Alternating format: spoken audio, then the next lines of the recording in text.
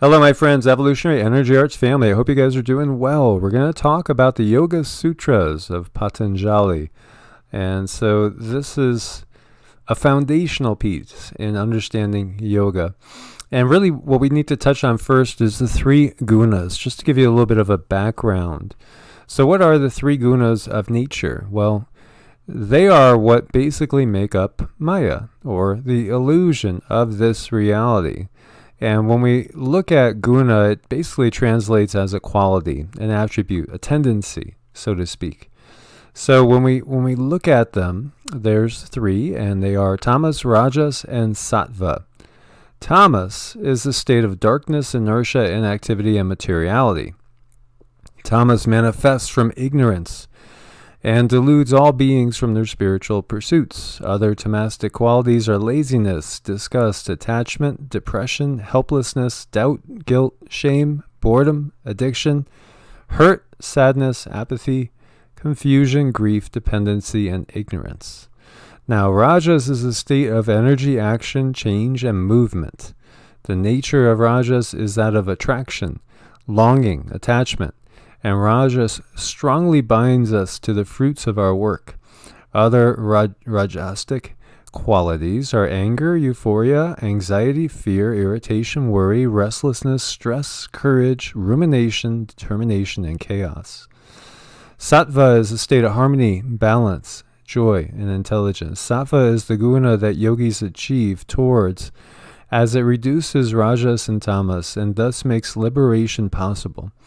Other sattvic qualities are delight, happiness, peace, wellness, freedom, love, compassion, equanimity, empathy, friendliness, focus, self-control, satisfaction, trust, fulfillment, calmness, bliss, cheerfulness, gratitude, fearlessness, and selfishness. So jumping over here to be yogi, you see that Patanjali's Yoga Sutras are broken up into the following four chapters. Samadhi-pada, which defines yoga, but it's meant to guide those who are already close to samadhi, or self-realization. Sadhana-pada, which describes the 8 steps to follow for spiritual evolution. This chapter is targeted towards the common person. It's possibly the most important of all the chapters in a sense, as most yogis use the Eightfold Path as a reference for yogic life. This includes ethical moral behavior, asana, which is poses or positions, pranayama, which is basically breath control and working with the breath, mastery of the senses, concentration, meditation, self-realization, accomplished in this step-by-step order. So Vibhuta-pada describes and also warns against the temptations of the 8 cities, and those are the supernatural powers that a yogi can achieve in the higher levels of spiritual development. Kaivala-pada describes how to live in the world in a detached manner, beyond the influences of the 3 gunas, which we were just talking about, or qualities of energy. Together, these 4 chapters focus on a person's overall evolution in action, thought, and speech. Patanjali has provided the ultimate instruction manual for yoga and spiritual development, making Patanjali's Yoga Sutras one of the most referred to sources of yogic wisdom. So, it's just a deep, amazingly deep scope of thought and of a way to achieve self-realization. And self-realization is about realizing the God that lies within us. So that source is in every being, every entity on this planet. So we're never apart from God. We are never truly separated from God if we but recognize that God exists inside each and every one of us. Now, this is in direct contradiction to many other to the Abrahamic traditions in the fundamentalist sense, recognizing, of course, that there were many forms of Christianity, for instance, in the early ongrowing of the church, and one of which was Gnosticism and Gnostic philosophy, which basically said the same thing. Source lies within us and not without. But there are forces that have codified a different a different line of thinking and philosophy, whereas it has caused us to have this sense of separateness from each other, from the world, and from God. And that is part of the dysfunction of this planet when we look at it. It's so clearly a major, major part, perhaps one of the highest parts of dysfunction we see in this world and in this society. If we saw God within every living thing, would we not treat it differently? Treat it with higher level respect? Treat it with reverence, compassion, and love? This is what's missing from our society. And so in yoga, which means yoke or union with the divine, it's all about going within. And it takes patience and it takes practice. It's not going to happen overnight for the vast majority of people. It's a slow, gradual unfolding. And the Yoga Sutras are meant to be pondered, meditated upon. So this is not something that we would just simply read right through as if it was a fictional story. And then, that's it. It's over. And not the case at all. Here, this is much more like the Tao Te Ching, where we read a sutra and we let it sink in and we meditate on it and we ponder it. You may choose to go all the way through, as there are 200 of them from front to end, and then come back and let it sink in one at a time. Perhaps just, taking in one sutra a day. There are many, Bibles that are broken up this way as well, where you just take one scripture a day. So when we start to look at this, some of these statements might appear to be very broad, but we are to let them sink in and go deeper. So yoga is to still the patterning of consciousness. So you might look at that and just say, okay, still my patterning of consciousness, still my mind. Okay. And yeah, it is that simple.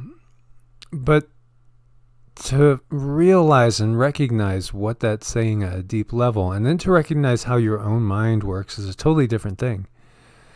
Our minds are constantly going.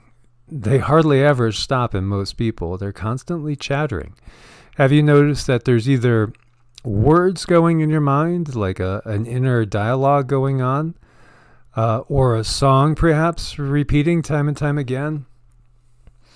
Maybe you're driving to work and you're late for work and you're just going through your head envisioning what the boss is going to say. Or conversely, you're stuck in traffic going home and you're starving and you're just thinking about dinner. Yet, undeniably, our minds are going without cessation on a regular basis. So, one of the keys is to recognize that, and to recognize the patterns of our mind, the rambling, the fact that 80% of it is identical every single day. So yoga is to still the patterning of consciousness. One of the biggest realizations to have is, well, first off, that you are not the body, that you are in the body, that you have a body, but you are not the body. You are something else. Then the realization, excuse me, guys, that you have a mind, and that mind's always working. Yet, you know what? You are not even the mind. You are something else. And to cut to the chase, the realization is that you are the observer. You are that which is observing the mind and its incessant rambling, and the body, and all that the body goes through and does and experiences every single day. Yet you are the observer. You are neither the body or the mind. And that's easy to say, but to experience that leads to a realization. And that is self-realization. That is recognizing that. And then recognizing the unity of all life. And the fact that all that we apparently see is really, it's Maya, it's illusion. It's a construct of the mind. We have heard scientists say that in reality, time, we cannot have time and space apart from each other. If we look at what Einstein taught us, there is space-time. It's a continuum together. Yet, that's only in this reality. When we move up and out of it, then we discover, just as consciousness itself is eternal, it's hard to fathom, but in one sense of reality, everything is happening concurrently. And that sounds like a conundrum. Like, what is the sound of one hand clapping? So when we look at it again, yoga is to still the patterning of consciousness.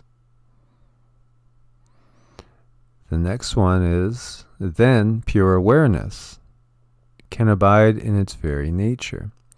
So until we still the patterning of consciousness, until we quiet the mind,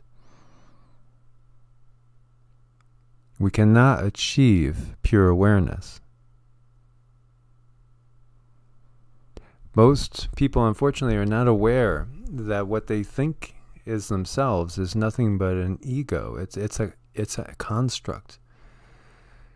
It's not the true self. It's the little self. It's not the true self. And if we go into the Bible, I am is a huge realization. I am. And it's a huge statement. There's so much power in those two worlds. In just two words. I am. Recognizing the self and recognizing the being. That we are beings. Yet we're not the body and we're not what appears to be ourselves. We're something different. We are consciousness itself. Pure consciousness. And that is what this whole world is created for. It's created for consciousness to explore its creation. It's a beautiful thing that we realize when we go in deep. So, there need not be any fear of any sort of hells, any damnation, any vindictive God, any one dogmatic way of doing things. When we recognize that this apparent world of illusion and duality is in reality, it's pure Maya. It's a construct of the mind. We are eternal beings. We are all a part of Source. So that is the Atman. The Atman is the individuated spark of God that lies within every single one of us. And then there's Brahman, which is the totality, the whole. And this is, again,